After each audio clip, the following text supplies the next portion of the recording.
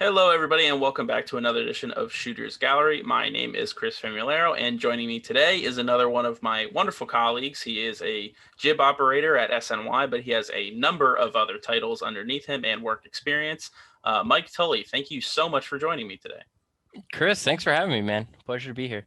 I'm very glad I could get you on. I'm trying to get all of my colleagues that I work with in the television industry to elaborate on their television experience. And I thought you would be a great example because while you have seriously honed your skills as a camera operator and really proven yourself in the industry, your experience prior to that is, I think, something that is really worth touching on. And that's something we're going to get into in this video.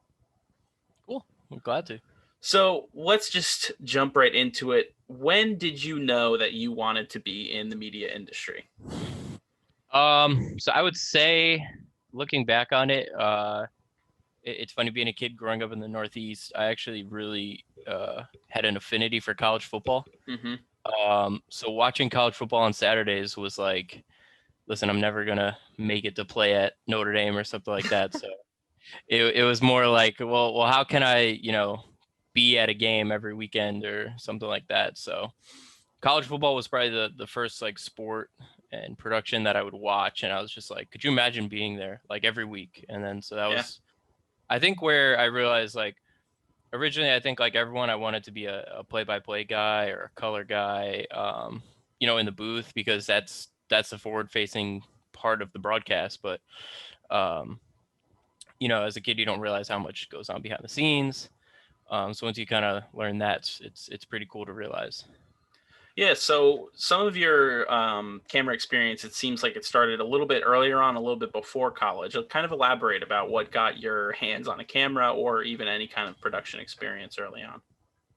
Yeah, so in high school, our high school bought a TriCaster and some basic materials to put on football and basketball broadcasts. Um, and this was, I would say, I think my sophomore year of high school. And basically, freshman year, there was a lead guy who did the football broadcast, and we just had a little tape recorder, and I would provide commentary, and he would do the play-by-play, and he would do his play-by-play, turn the tape recorder over to me. Then all of a sudden, sophomore year, he graduates. Then my sophomore year, all of a sudden, we inherit all these new toys, basically. So I worked with a few people, especially my director of journalism at my high school, to basically build out basketball and football broadcasts. And so I was a play-by-play guy. I had a color guy. I believe we had 2 cameras for basketball. Oh, We could wow. only do one for football. Um, but one day I remember someone else wanted to jump in on the play-by-play and the colors. So I said, okay, go for it. I'll help set up and do all that. And I actually worked the camera, and I was like, wow, honestly, this is kind of fun. This is like, you get to create and kind of tell the story in your own way visually. So um, that was definitely my first time where I was like, I kind of like this. Yeah, it's always that there's like that first experience of when you get your hands on a camera. Mine was also at a sporting event, but in college, and it was like, wow, this is really like a new way of kind of seeing, because we grew up watching any kind of sport, but then Yeah. when you actually have your hands on the camera and like you have control of what people could see, or you get to see some things that would happen on a field that you normally wouldn't be able to see. It's definitely a very exciting part of the job. Hmm. But let's transition into your college experience. So you did end up going to two different schools. So let's kind of talk about your path through college and to where it got you after you graduated. Okay. So undergrad, I ended up at St. John's University. I did sports management as a my undergrad major, and I think I was a little confused on maybe my path to doing journalism and broadcast. I just saw sports in the title, and I figured that would be the lane. Looking back on it, I wish I did, maybe broadcast journalism or TV and film or something along those lines.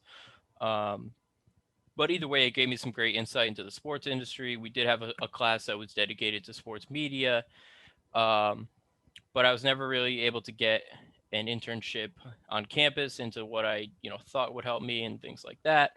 But I ended up interning at the CUNY Athletic Conference, um, where I was the sports communication and multimedia manager after my internship. That was mostly SID work. I worked with the conference office to promote the schools within our conference. A lot of website management, stat management. So it wasn't really the path I wanted. And then so I thought, okay, let me figure out, my way. And I just Googled sports broadcasting programs for graduate school. So then I found one at Sacred Heart University. I thought, okay, good. I'll move home, go to school for a year, and kind of, hit a reset button and get back into the work industry. So Sacred Heart was really where I got the broadcast experience, and I realized once again, uh, we were at a football game in August, or I believe we did a rugby game to practice for the football games. It was only called club rugby. It wasn't going down anywhere, but we did a mock broadcast. And because I was new to the program, I was just helping out. So I, was watching the cameras and I was like, I think I could do that. And I think I could do probably a little better than what they're doing. Um, and then so my professor, who was a professional cameraman as well, that's where I was like, hey, I think I know what I want to do.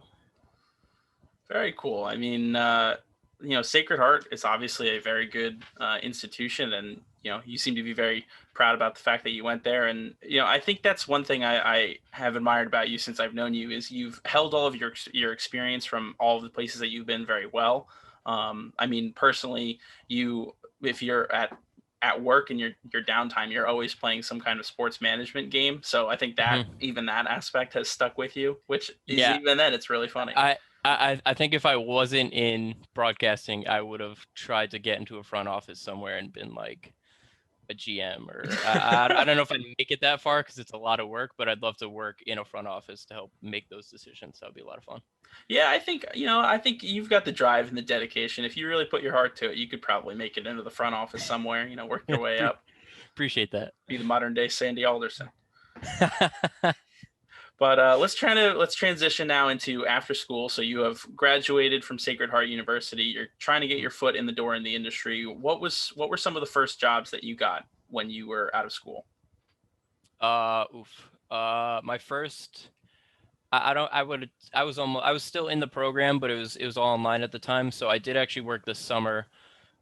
Before we graduated in August, I worked for the Brooklyn Cyclones, the short season affiliate of the Mets. Um, it was a lot of driving. Yeah. I would drive down from Connecticut, where I was living, to the Cyclones games. If they had a long homestand, luckily I had friends in Brooklyn, and I would crash on their couch for a couple days at a time, and I'm thankful for them, because it's not easy when you're first starting out. Any job you could take, you got to take it, even if Yeah. it doesn't pay very well. So I worked for the Brooklyn Cyclones one summer. It was actually a lot of fun. I really enjoyed my time there. You get to go to the park every day, become familiar with the guys, and then at the minor league level, hopefully one day you see them at the majors. Still holding out hope because that was 2018, so some of them probably still have some time if they want to make the Mets. Um, I did a lot of small time college stuff. I got hired back to Sacred Heart for that following fall, but this time I was getting paid to do it, which was great. I guess they liked my work enough where they brought me back to shoot the football games, but I think also I was almost like a de facto professor in terms of being able to teach some of the newer students and younger people, hey, this is how you build a camera. This is, Yeah, like a professional in residence kind of thing. yeah, almost like I was still working the game, but at the same time, it's a team effort every time you go out there. So Yeah, so right now, like I said at the beginning, you are currently a jib operator at SNY, so that's all studio production. But it seems like you have a lot of experience for on-location shooting and live sporting events. Is that something that you hope to have as like a long-term goal in the future, is to work primarily in live sports, or do you enjoy working in the studio aspect more? I think both of them provide different challenges. I Hmm. think the studio, because you're in the same environment every day, you have to get creative and make something new. Meanwhile, when you're on location shooting a sporting event, a lot of it is created for you and you're more just capturing. So I think they both provide these different unique challenges, and some of them are a different skill set, but I think both translate to each other. Especially, I think I benefited of before working at in the studio at SNY, I was out in the field. So I was able to really find how a camera works. And then also I did a lot of handheld work, so I was able to almost imagine myself with the handheld and like different angles, and you're not stuck on a tripod. So with the handheld camera you could create a lot of different angles, which I think helped when I picked up the jib. And I was able to imagine, just imagine that camera's on your back and on your shoulder, I should say, and what angles can you create with that. So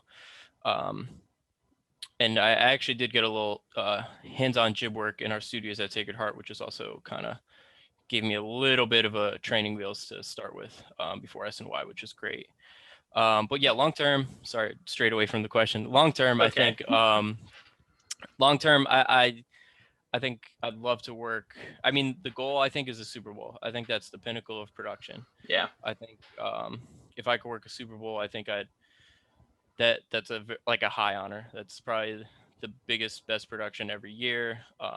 So I think, I have a lot of goals like that. I actually keep a notes app on my phone of random things I think of. I'd love to do an X Games. It's just something different. I'd love to do uh, studios. It's a studio show, but it's on site. I'd love to do College Game Day. Hmm.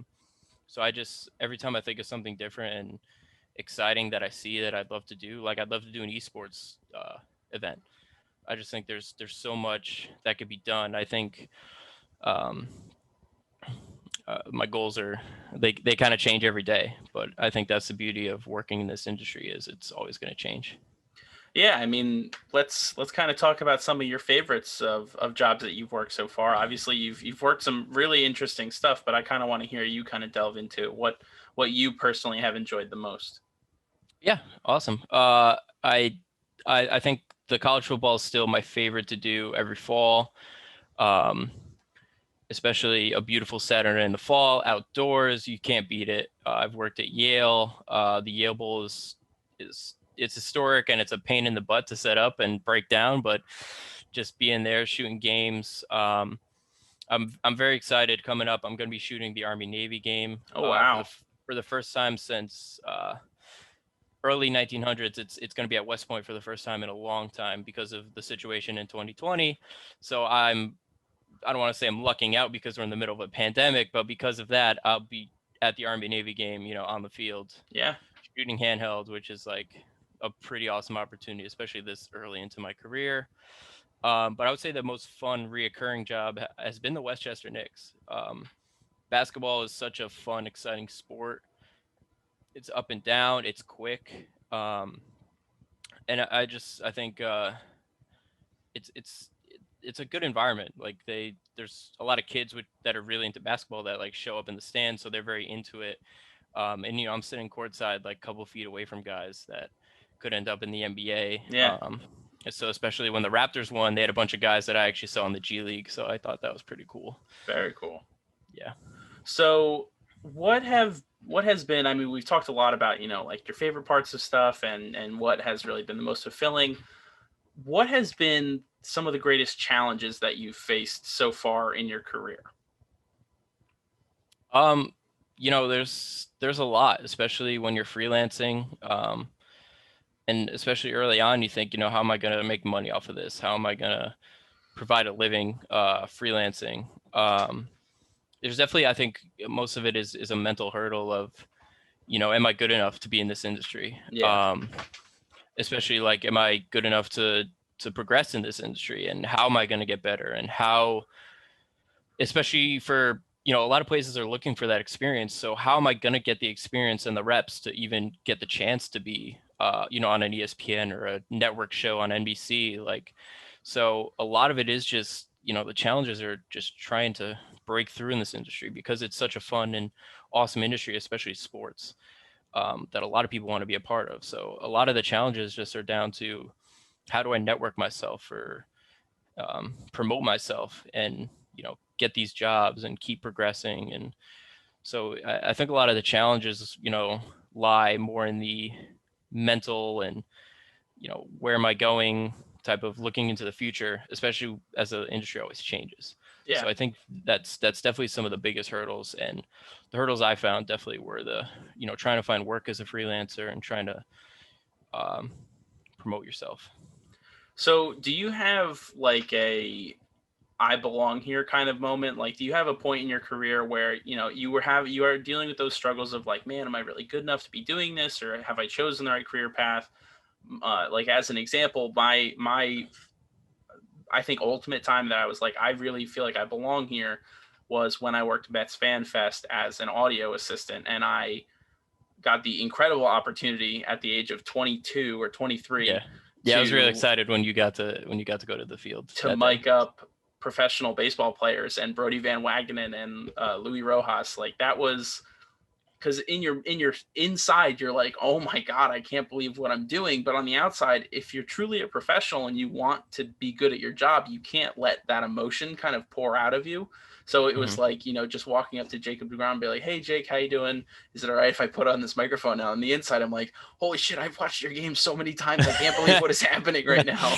You're the greatest pitcher in Mets history, maybe. Yeah. Like, yeah. I think it's hard to say. It really is. I think it's more when people that are higher up than you, like, just, hey, that was good work. Like, I think it's so subtle, but if they're saying that to you and to your face after show, they mean it. Mm-hmm. So I think it really is like, um, I mentioned my professor who's a professional cameraman, or now he's my mentor, I would call him. He's a professional cameraman, and when he says, hey, you do good work, like, that's where I know, like, okay, maybe, like, I shouldn't be so down on myself, is what I'm saying. Like, um, anytime someone comes back to you, or I think, especially as a freelancer, if someone hires you back, then you must have been doing something right. Yeah. Like, if, for example, when I do college football and I get that call, or email July, August, hey, we're doing football again, are you in? And that's where you realize, like, okay, so they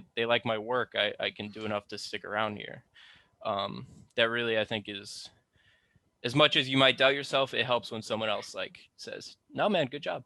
That's Yeah, really what. it's almost like a feeling of like the proof is in the pudding kind of thing. Like, it's not Yeah, for working in sure. this industry. I think for a lot of us, especially when you're in college, it's kind of, you want that, like, especially if you want to be successful, you're almost kind of hoping for like the reaffirmation of being good at your job, and then you Hmm. get into the industry, and it's definitely not that. It's like the Yeah. only reaffirmation you're going to get is the call to come back to work the next day, and then the Yeah. very few times when you do something that even yourself you weren't expecting to do. And I find it happens a lot when you're operating a camera, because Yeah. it's visual, everybody sees what you're doing, and somebody Yes. goes, hey, that was a good move, or like, hey, you know, that you really pulled that off, and you're just like, Yeah.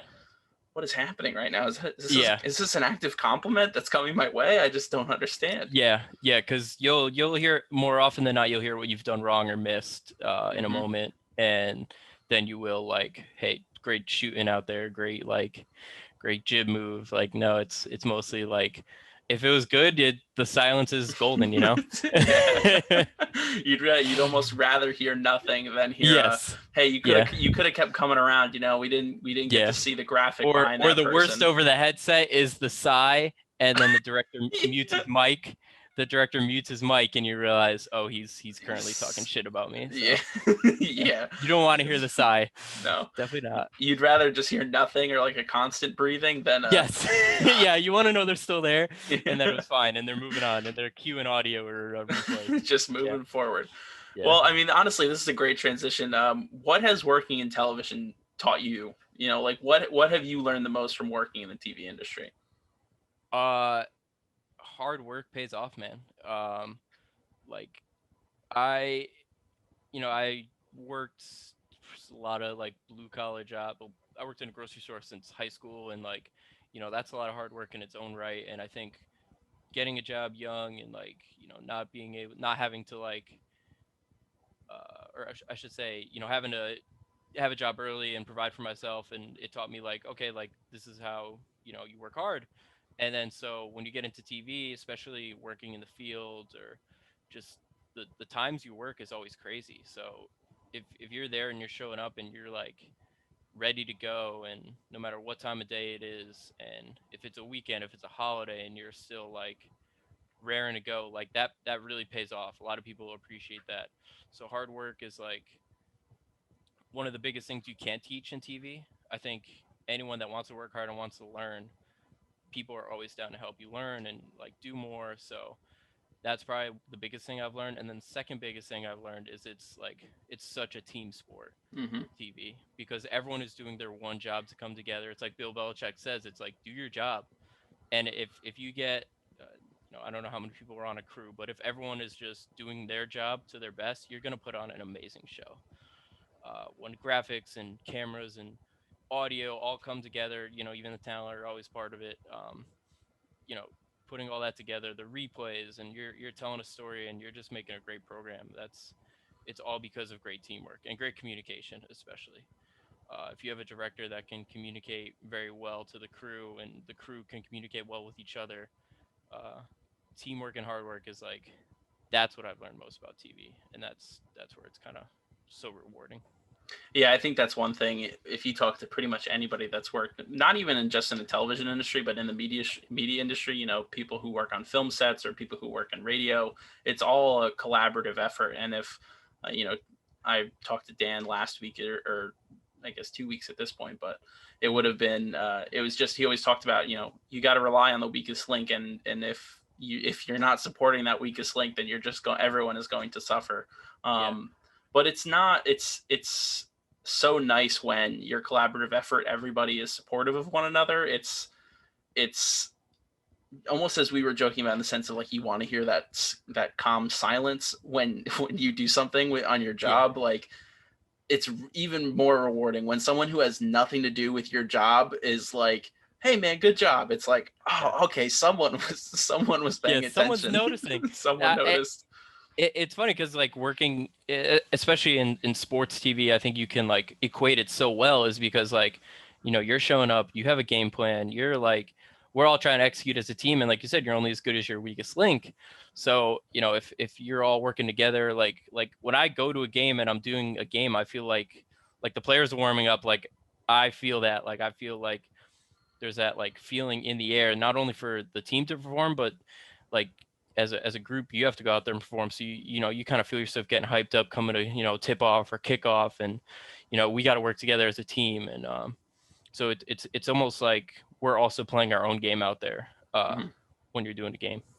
Did you have you had a job that, or I guess you definitely have, but what would you say is the job that you had that you were the most nervous for the first time to go on air? Like, because I know for me specifically, I mean, I work a couple of different positions at SNY, but I felt like my first time alone on the jib, I was like, I had true butterflies in my stomach. Like, I was like, because it's the main camera for one of our Yeah, shows. Like, if you yeah. mess up or don't do a good job, you're gonna hear the director's mic go silent, and you're just gonna have just a rough show if you don't start off strong. So what would that experience be for you? I actually would have to agree. I think it was doing jib, because at least in college I got the experience of doing. I had the experience of doing some jib, but it was they weren't looking for a lot.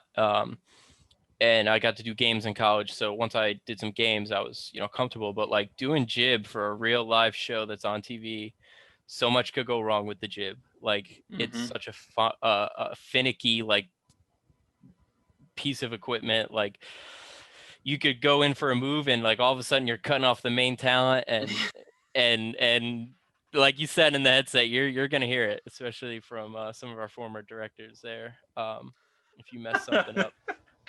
Yeah. But that's jib for the first, I would say even first couple of days, first couple of shows, Hmm. especially when it's a show that you're doing it for the first time. That might happen, like a post game show that happens only once in a while, or a pregame show, I should say.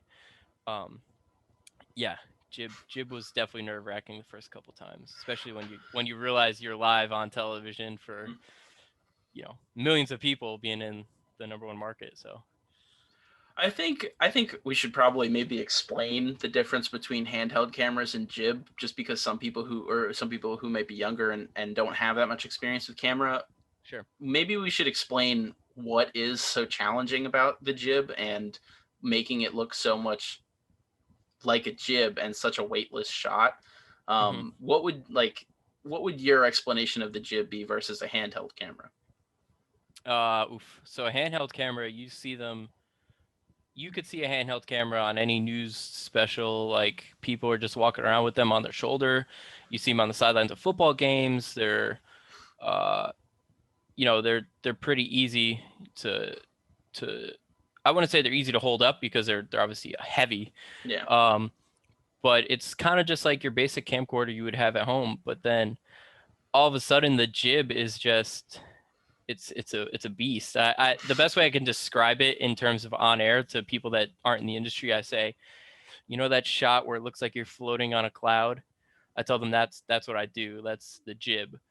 Um, so that's a way I explain it for the easy explanation. But then the jib, let's say you take that handheld and you put it on the end of a crane, and then all of a sudden that crane can go up, it could go left, it could go right, it could go down, and that crane is going like this. So all of a sudden now you're doing what, 2, 3 motions. So in most jib moves, you're moving that crane arm, you're moving the camera at the same time. And so on most jib moves, you're probably doing 3 or 4 things at once with a zoom, a moving up or down, a moving left or right, and all while trying to keep certain people or subjects in the shot. So it's such a new and exciting challenge. But like you can execute some awesome creative things with it.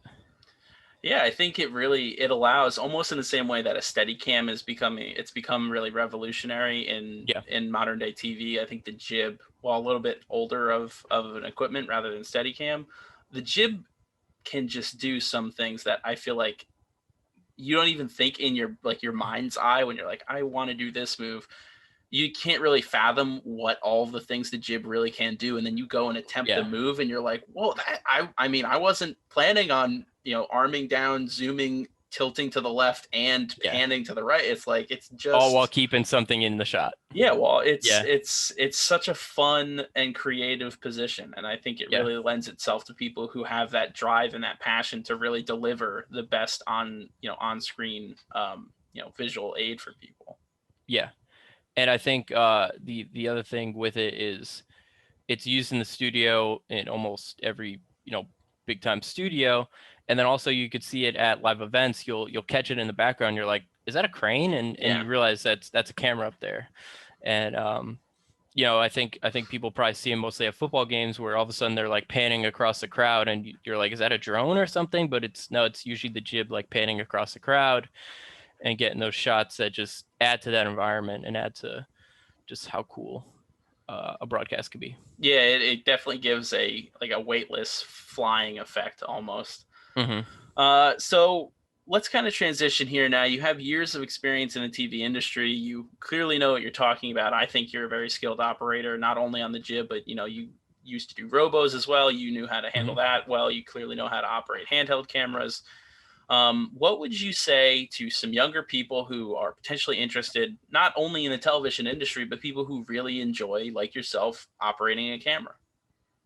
Yeah, so I had someone reach out this week that was also from the Sacred Heart program. And I gave her a bunch of advice. And I think one of the biggest ones is like, you got to cold call people. You got to like go on LinkedIn, just find people that work in the industry, ask them how they got where they are, like what they did. I don't think there's one specific way of going about it, but it's interesting to see how other people have done it. And if you could try to do that and see something in yourself that they've done. Um, and the other thing is when you get that chance, you have to like just work hard, man. Like if you show up and maybe you didn't have the best day on the camera, but you were there and you were coiling cables and you were, after your camera was set up, you went and helped someone else set up. You helped, the audio guy put mics on the field, like, or just ask for if anyone needs help. You don't, even if they say no, like you're the guy, like, oh, I remember him. He's very, him or her, like they're helpful. Like Yeah.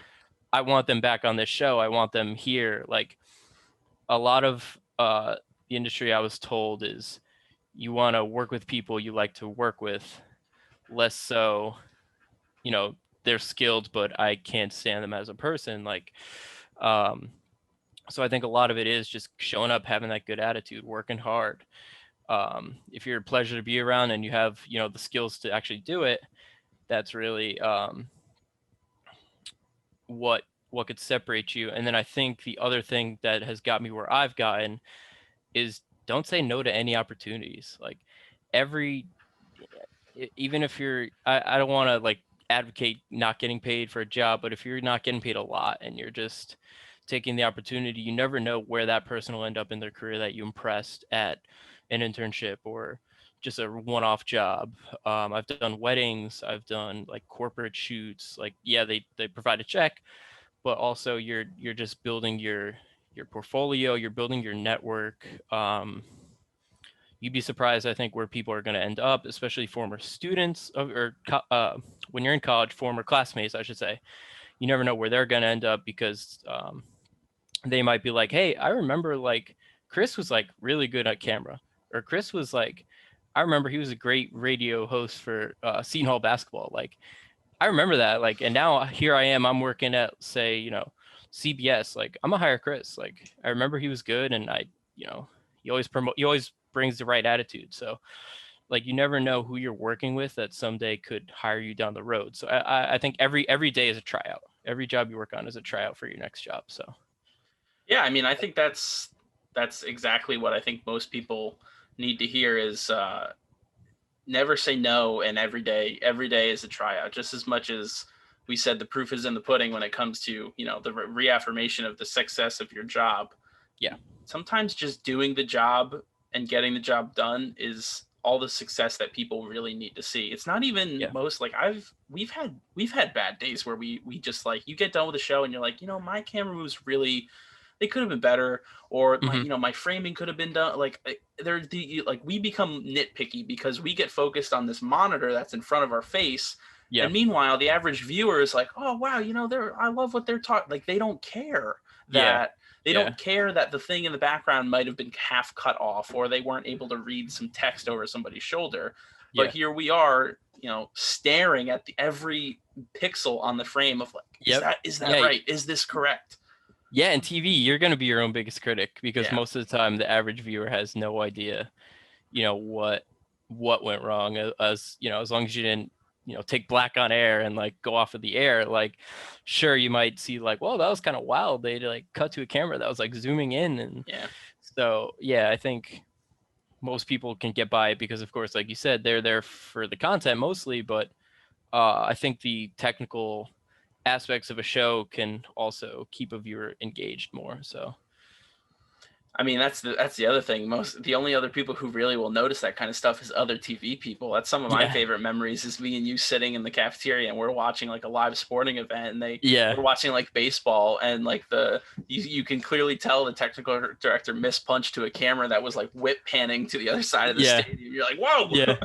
Yeah. You're like, whoa, I'm dizzy. And Yeah. meanwhile, it was probably on air for 1 second. And Yeah. the people at home were just like, huh, well, I That guess was weird. Conforto's up the bat. Yeah. Here comes Conforto. Yeah. Hey, I wonder what he's gonna do. Yeah. So, we just talked about what you would say to younger people. What do you think younger Mike Tully would say? Probably even before Mike Tully was in high school. What would he say about the fact that now, you work jib operation for a regional sports network, you've got some regional Emmys to your name, you work for, I don't know you get about to that. you get to work on Army football games, and you've covered G League basketball. What would Yeah. what would Mike Tully say? I think he'd be pretty impressed. I think I'm only about to be 28, but I think he'd be like surprised at, wow, you get to get paid to go to games. Like Hmm.